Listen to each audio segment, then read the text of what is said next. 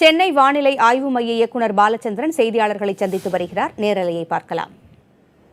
தென்மேற்கு பருவமழை காலத்தின் முதல் மாதமாகிய ஜூன் மாதத்தை பொறுத்தவரையில் தமிழகத்தில் இயல்பை விட 40% மழை பதிவாகியுள்ளது.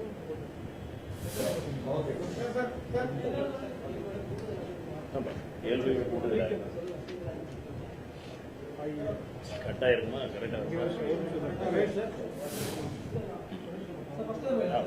ஃபர்ஸ்ட்லேருந்தே போலாமா?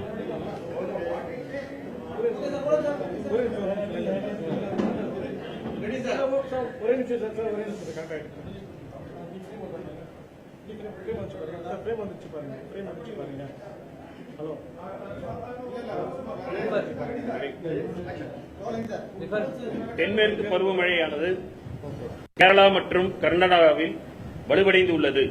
இந்நிலையில் அடுத்து வரும் 24 மணி நேரத்தில் மேற்கு தொடர்ச்சி மலையை ஒட்டியுள்ள நீலகிரி மற்றும் கோவை மாவட்டங்கள் மற்றும் குமரி மற்றும் நெல்லை மாவட்டங்களில் ஒரு சில இடங்களில் மழை பெய்யக்கூடும். கடந்த 24 மணி நேரத்தில் சின்னக்கல்லார் மற்றும் நடுவட்டத்தில் தலா 6 சென்டிமீட்டர் மழை பதிவாகியுள்ளது.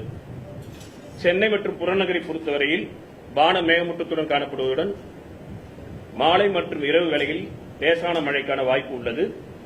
தென்மேற்கு பருவமழை காலத்தின் முதல் மாதமாகிய ஜூன் மாதத்தை இன்றோடு முடிவதற்கு தமிழகத்தில் இயல்பை விட 40% மழை அதிகமாக பெய்துள்ளது.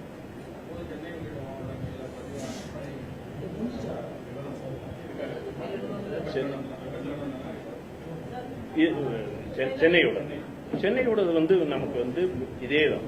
மேற்கு பருவமழை காலம் அதிகமாக இருக்கக்கூடாது. மத்திய மேற்கு வங்கக்கடல் பகுதியில் ஒரு காற்றழுத்த தாழ்வு நிலை உருவாகி இருந்தது. அது இந்த ஈரப்பதம் இருந்த காற்றை இழுத்ததுனால, தமிழகத்தின் வழியாக இழுத்ததுனால நேற்று சொல்லியிருப்பாங்க.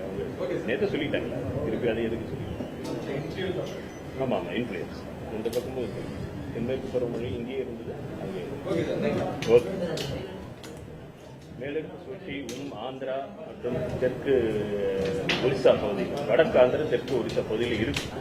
அதனால இங்கே தள்ளி இருக்கு. அதை விட பக்கம்